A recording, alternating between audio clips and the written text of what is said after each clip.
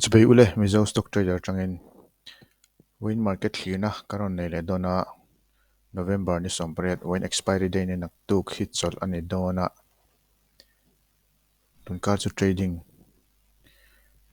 ni claim dona ni win kha volatile khop maya trader just swal lo te po kan om nok ni narin omani win market ka chu so malama khan aron recovery ka ring dewa ke ma kha chuan recovery bank lambana ron tran pui don kan ti khani ma se ei bank chu atana vak lo reng boka se nifty lama khan aron pe te thut mea chalo khop mai bank lama chu rin ai taken tlana lawa an tlo phian me mak te mai ma se bank lama chun tlak kha an tlan lo tlarei to bok nen kami kha tlak le tlak le tlak del tur kha to vak lo poni mai the ma se bank nifty lama chuan FII ho hian an shal to vak longa shal tur nei to vak lo nge mani nifty last sector dang han auto sector lama te khan ron shal na sani chu chu ka thu ma roi tan kan ron nei do a mai market ka chu sell off tik takani technical lama kan clear zui do nia US market chu kan ngak man talowa daria talari lo ton dar sari le chan ver trap to US market line hong lawa nizan lama khan en hianin 200 points down chu ta fang mea Nasdaq po close tralem lo bearish closing an nei chu chuan kang kai le ta ni ko vela Europe hi in open to Europe po flat cup mai zigzag wall ni positive territory haron om zoi ma sen ron ne to chuan hei closing lam te ron nei ve to an bearish le ta deuh hlek ani chuan chon lama chuan bearish ve thung ani Asia lam pokha bearish deuh fek ani chuang chuanin global market hi wena chuan bearish ani ti in khai khom ta la chu India hian lo tuar na big khop mai wen chu global factor a hian en ta ila kan nifty future tuna pola tlat tui khop mai hai thalo khop mai chu adin mon pan de la tlat tui khop mai a thotran lama po hian hetia tlatlak zel chon thotran lama po hian negative opening kan nei mail le tazvio maya chu kaldan phungan tani VIX ero hi mak te main aron sang ve thuta ma se atlat niam le thau me VIX tiang huna chon VIX sang to 18 vela om to tur chu niama se tat niam ka market hi bottom at nai to nge mani ti te pon zo na om thei don tani ma se VIX 18 vela han om thei to tur chu ni tlak na ngai to hian vela po 16 vela ron kai ma se 14 vela ron khar le te ma se hi ma khop me shetiam har khop me ma se market hi bottom ve to don nge mi short term bounce te pon nei vela to don nge ti chu zo na om ve thei doni chu bank khoni la thang chuan danga chuan hei hol te pot lan ni ma thavio me a chuan Indian rupee ero om ngai la nga ya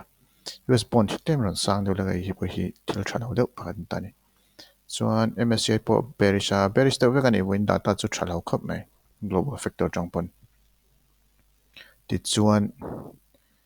sector hi en taila when sector chu auto ha selling kha anna khop mai FII ho an exit na sa ani mela voina khan kina data tang point sector plak na dana hian FI sector hi kan en tan kan tilang lakanga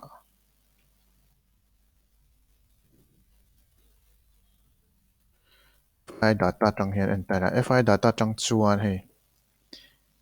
FI la DI data classic mena chuan shal asakhop me FI la phen top atopa ti chok oman ti deuh kha an tile ta chok me topa chuan atop khar na tur nge mani po he thei vio ni chuan DII lam hi lo leya chanem chun lo ngai vele tho mai ni po lai hi kan zik swala tanwan net seller si FII lam ti tun ta a hei hi 2000 crore an shal nem khap mai when you selling anani so future market lama po selling anani selling an lo future lama chun ma se on je chu future lama pon chala classic men lama pon shal chuan selling price hi an na khop ani hoin kha chu chiang takin alangani kha kha ti chuan market pum en le tala market puma po hian hei beisei decline hi tam zawk zela sensex a po nifty lama po wing kha chu market puma han selling kha om deuh ani perin alangani selling kha tam 2000 crore chu selling tam tangani 1000 crore ban shol chu tam ve ang rang khap mai chuan hei hi sector a khan kan chinga auto sector han selling kha atam deuh ang khap mai a ti chuan metal sector a nen sector pum hi hei 1% above hi entai la sector poimo deuh auto metal IT small cap le mid cap po an shal asa khap mai overall selling broad based selling ani top mai wing chu chuan pharma Indian consumption chuan defensive sector ho ero hei defensive sector ho chu FMCG te chu da tha chum ka soeng deuh khan bank po kha hei shal tura lemon nei to vak lo nge mani nep khop ne chuan PSU bank lampang phei chu positive territory an lo ma sen nep khop nei poi selling kha tam mani ma in bank lama selling kha om char char tu na ve thung chuan hei sector danga selling an rotate ve ni sector hin rotate ve chuanin to party chok omon ti kha ti chok ta top ani tong em ti chu bank contour kan ngei ven tur chu ni mai to ni tu chuan short term bounce chu om nai ve to tura ngai la ma se selling hi chu ala re mai do lo FII ha an na tui chak chak khop me thalo khop me ti chuan stock hian ta la bearish lam hian thlir ma selling bearish poka Tata Motors auto sector tlat vek kani ring ka chu alang sa deuh chu Hiroko po tla tlana khop mai 3% nimina han an san thateren an wina chuan selling karon bear trap lo nei ni auto sector han bear trap tik tak kan lo set up ani thalo khop mai chuan han ta ni hi chuan IT lam po hi selling here on om deuh hleka chuan metal sector lam te po ti chuan kha khan ta ni chuan ma se hei tilami en ve tela PSU bank lam kha chu an up ta chu SBI in ta ni so HDFC po tlo le ta industry po hei Indian River ICICI bank heng ho wang hian market kha heng ho pe chu tla le zual phei se chuan market kha 2% wa chu kan drop mai the ni ti vel ni heng ho hian market kha an lo chan ve sham an chan pa lo market kha an chan lutuk zo ko ni FDI hian an lei ni piren langa tlai ve han lo chuan market an support theina om chuna ni ve pokin an langa HDFC poimo a Reliance in a poimo hlang hlak ani SBI a chantuk wan chu Reliance pok an lei poka kan ti fu tura ngai la ti chuan kha khan ta ni chakhop me heng ho wang lieu ni market 2% vela hmu lo na chan chu ti ang kan soi sual lo poimo khop me chuan heng ho yan support zel chuan market po hi recover short term bounce chu ron nei ve thei to view ni ti khan ta lan chuan option lama hen entire future options lama hian 18 November chu kan zo to a tuna monthly kan end to nga PCR tang hi chuan bearish ta tan lang le ta ngal phota max pain 7179 a oma la eri hin don ta ni ti chuan la eri zo khin mo strong resistance C 18,000 chiang takin nom don hai hi range tur hian soi le taina kar le pokan thlir don thawa kar pokan soi thonga monday a chuan resistance hi 18,000 chu chiang takin ninga chuan 179 po hi resistance doni monday chuan support hi 17500 chuan support chu ron siam deuh hleng chu strong support chu ni don ti chu chiang sa ni so minor support lek neu chu om venga ti chuan monday a chuan 179 atanga 175 in car amo 176 in car chu arrange don ni mel khap me monday lama chuan weekly hi kan soi tel ngalang weekly atang hi chuan landan tura chuan car thar lama chuan 18,000 atanga 175 hi chu arrange tu a downside hi selling pressure here on low bell chuan arrange hi ein shift thaleang ta 1700 te en shift thla mai thei tin huna chuan om mek ani ma se e an zel don ni hriat soilok hi a thei lo ani ti te ang soilok thiam chu future mu thei ni chu chak ama in lo ni chuan kan lo ngai event don nia chuan bank nifty lam thliranga bank nifty lama hian selling pressure hi a om tho ma se ta hian resistance strong support hi in build tum ve deuh hleka 3800 hian ma se voina chuan hi straddle angin a ron om deuh nge support hi 3700 support hin siam nget tran deuh hleka hi ta hian long ho hi an exit chuan short ho hian a ron chak chuan hi claim na tlale thei viau boka ta hian resistance in build tum nge nia chu tiang deuh chu ama se pcr tang hi chuan bearish ta tan le ta ni chuwel chuan in bearish ho hi in khuak tran hun khuar an tumani 38,000 a hian ma sen phal don yan don lo hriat mei lawa nge an don ni chuan monday lama hian bank nifty lam po hi range tur hi 3800 tanga 3700 chu ni ton chiang ani tlai vele kan clear theng bank nifty chu range hi thui ve tang puya te chu kan beisei theng ti chuan future lama hian nge data en le bokila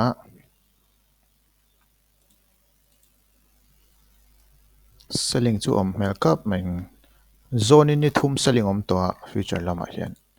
bank nifty lama point zone in there's a long one winding profit booking la selling got noi me bank nifty lam hi selling hi a rei to kap me chuan in technical han clear la enge an do ni when a hian nifty lam hi 254 points a move ani a volatile kap me so malama khan bank nifty wang khan recovery kan mu don mo kan tia kan mu po kan beisei deuh hleka ma se ron ti thut me ya data zong haroin thlak ta thut me ya today lama po khan put option lam khan kan in siam rem ta vat ani ti ting va chu tin mun khan tan data roin thlak thok me ya arang me le ngala win ka chu ma khop me expiry date ten ni boka ti chuan hi tuna chuan 15% correction level hi aron test le to a support minor support a mudon nge don chu soilok thai chu ni chela ma se oversold tin huna chuan a ding ve deuh hlek to 175 is strong support tura chuan kan ngaia ti chuan hi tlai hi head and shoulder pattern hi anon tar lang sup me alo ne deuh hlek ani head and shoulder hi shoulder ni head ania ti ni chuan in downside hi 175 veli kan test thlame nga mo ti turin zona om ve thei fiao to ani tuna chuan chu lan dan ta ni technical indicator tang hen en ta lai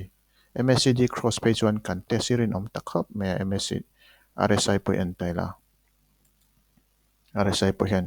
downtrend hi la follow zel boka divergence ala om lawa chuan downtrend thi kan la test me khap me chuan EMI 50 hi poimo ta ni last line of defense sut lang chuan hi chu chiang sa tura ngai la chuan monday la vela hian hi ron tlang pup chuan chalo viewang monday hian engtin nge market hi kan beisei dan tur ti ta la hemi support 17750 17750 level atang hi chuan support hi ron om ta se bullish opening kan nei chuan hi a maintain thei chuan tlemin short term bounce te pokan mu maintain ma se hemi head and shoulder hi a confirm chuan karon downside ngal thei via bokani chu alan dan tun tani 1 hour hian en taila 1 hour po hian hei so ma kan ten ron open a su ron chuk phut me chalo khop me ei open na kan ta ni open na tang hian selling kha ron om thot me a tlangal ta wang mai ni wen ka chu chuan hei tlai trend kan ti kha break chiang to khap mai break thla a tuna chuan 175 area hi 175 area hi kan test mail ta khap mai monday pohen ron gap down le fei chuan tai chu kan test arin om to view ni chu nifty alan dan chun ta ni indicator tang point bearish ta so hei tlai hi oversold de hlek to 35 ve chun ta ma sa 20 11 oversold lam chun ngai ve de hlek to ni ti kha han hre thiam tai la tlarei to vak lawang vai khada ti le huk chon du tok mai ngem ti te po zo na om thei view ni chun bank nifty lam hi en ta ila bank nifty lam hi tlo phian me a 35% correct 30% correction level I can risk support churan mo deuh hlek ania ma sa hi dojin ta ni dojin ya recovery om don nge downside follow don win kha bank nifty kha atlo ang reng phian me 428 points to move thawa chuan one day we han consolidation te po kan lam the gap down ve chuan thalo khapang ala bearish na chan tu chu MACD point signal line cross to I MACD RSI point la follow zela downside chu la cho deuh chu ni upside probability hi confirmation kan hu ma chu probability kan la pom thei don lon chuan downside probability la sang zok ang turin kan ngai ni ti chuan 1 hour hi an ta la 1 hour point oversold atang hian ron